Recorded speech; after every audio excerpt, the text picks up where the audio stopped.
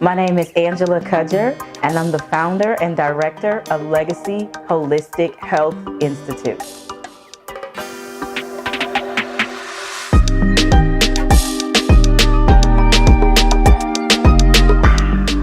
I am a powerhouse, or so I've been called, in the holistic health and wellness space. I am a teacher, I am a coach, I am a mother, and I am a homeschool parent. And I believe in transitioning people or helping people change the legacy, change their finances, and change the way that they live holistically. I actually started wearing natural hair in 2005.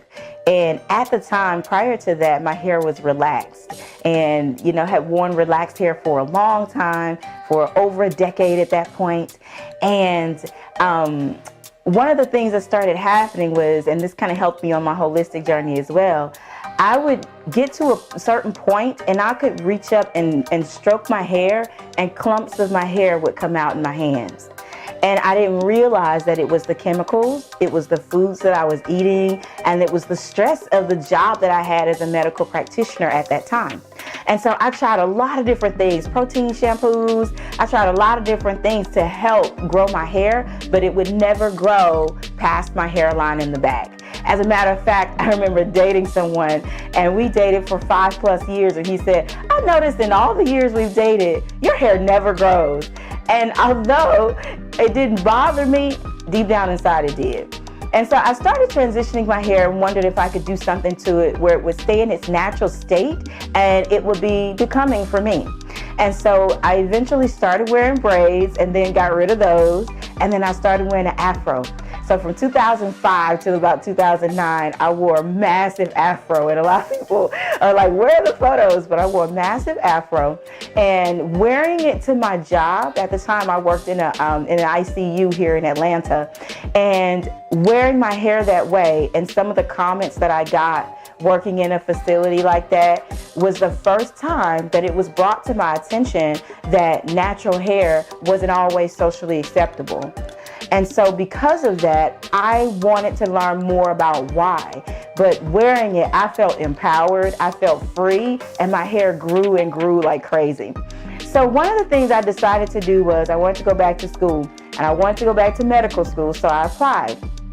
I knew that going back to school, I was going to be the minority, and being there, I knew that natural hair may or may not have been acceptable. Now, when I applied to school, over 1,000 people applied that same year. I wore my natural hair to my interview, even though I was thinking twice about whether or not I'd be accepted. But there were less than 100 of us that actually got a chance to interview, and only about 40 of us that were accepted. And I was one of the 4 African Americans that was accepted. And so at that point, I knew that if I was going to do anything more to my natural hair in 2009, that was going to be the time to do it. So I interviewed with an afro, and I showed up to Emory School of Medicine in 2009 with locks. And when I got there, I remember one of the teachers saying, "Who in the world did we just let into this program?" And I knew that my hair wasn't as acceptable. And so I knew that if I was going to be a great medical practitioner, which I was for many years, that I needed to do it as myself. And I needed to be able to not try to be something that people wanted me to be, but really be able to step into my own power as an African American woman and be able to wear my hair the way I wanted to, whether it was socially acceptable or not. So in 2009, I started my lock journey, and it was rough. It was rough to look at, but I learned that my locks taught me a lot along the journey. And it taught me that it doesn't matter what it looks like right now. It can be something completely different later on, and you have the power to shape yours however you want to. One of the important lessons that I learned on my locks journey was that and I've learned this, and I use this in my business as well, and it's one of the reasons I've been very successful in a very short period of time, is I learned that go where you are already appreciated. One of the biggest lessons I learned in medical school while I was wearing my hair was that The other African Americans in the program, believe it or not, didn't accept me the way that I was. A lot of them shied away from me. A lot of them studied and did things without me. And I even overheard comments about me being nappy-headed, or why in the world would she wear her hair that way? We're barely represented here. And this was a program in anesthesiology. And so it was something more than just being a basic medical practitioner. But going through this program, you have even less minorities. And so at the time, you know, the people that clung to me were the people from Switzerland, were the Caucasian people or our counterparts from other parts of the world.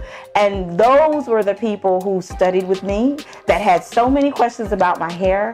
And those were the people that I found that once they understood why I wore my hair the way I did, they appreciated me for being the powerful person that I was and being willing to just be myself. And I learned that I got a lot of respect from that.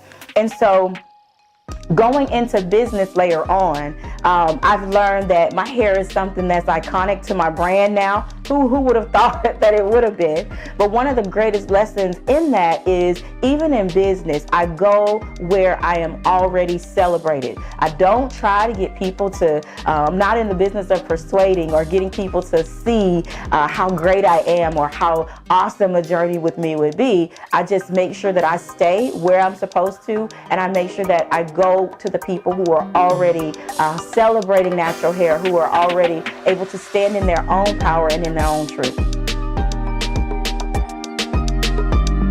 One of the first things that I saw was, this is exactly the picture that I had on my vision board when I begged God to let my hair grow, right?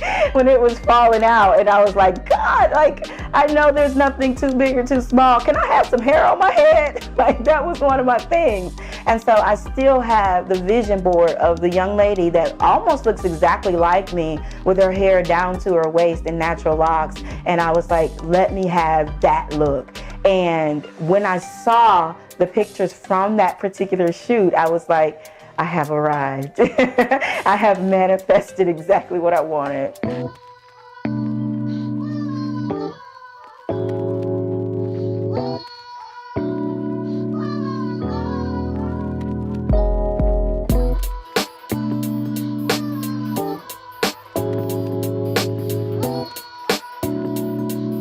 So if you're looking to be a part of Legacy Holistic Health Institute and you want to know a little bit more about what we do, or you want to follow my journey closer, you can head to legacyhealthcoach.com and find all of the information there. You can also reach me across social media at Queen of Wellness is the handle on Facebook, Instagram, LinkedIn, and even Twitter.